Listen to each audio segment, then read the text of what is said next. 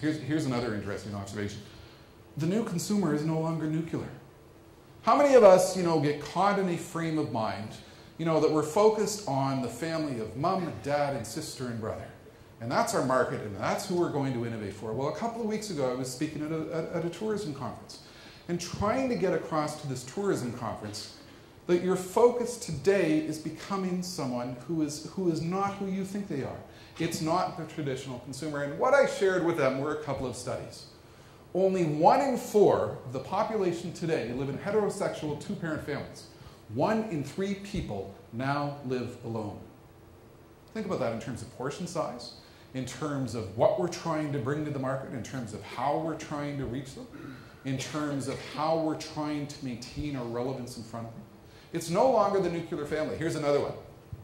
Urban Americans, at this point, because we are marrying later, we're having families later, urban Americans remain single for more than half of their adult lives. Think about that. It all goes back to portion. It all goes back to what we're doing in terms of how we're rethinking the product, in terms of how we're trying to reach them. This one is absolutely stunning when you put it in perspective. Between the ages of 18 and 59, a study was done of people in Chicago, and that could be representative of any major American city. They spend 18 years married, 4 years cohabitating, and 19 of those years alone or casually dating. These are staggering numbers when you think about demographics, when you think about who you're trying to reach, when you think about the marketing message you're trying to use. The list goes on and on. There's a whole trend in tourism, and often it's good to try to understand your industry in terms of the dynamics happening in other industries.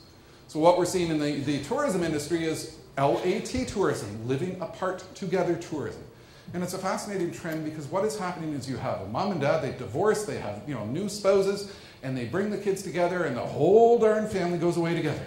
And there are resorts who are catching on to this trend and realizing you can get onto the trend faster at the earlier stages because the whole concept of the family moon is picking up steam. Mom and dad get remarried at a later age. You don't just go away. Mom and dad, they take the whole darn family together. But what is happening here is a radical and fast-paced shift in terms of how much time we spend on our own.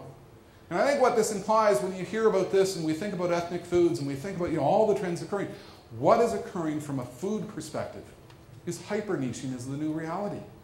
Markets are becoming more narrow. Markets are becoming more focused. Markets are becoming ever more specialized. And for a lot of us, we focused on mass production, mass merchandising, mass branding. But challenge yourselves as we go into this future in which things are happening faster and we segment faster and we become far more niche-oriented in terms of what we want, who we are, in terms of our choice. Do the typical psychographics apply? Or do we need to think differently in terms of who we're trying to reach and how we're trying to reach them?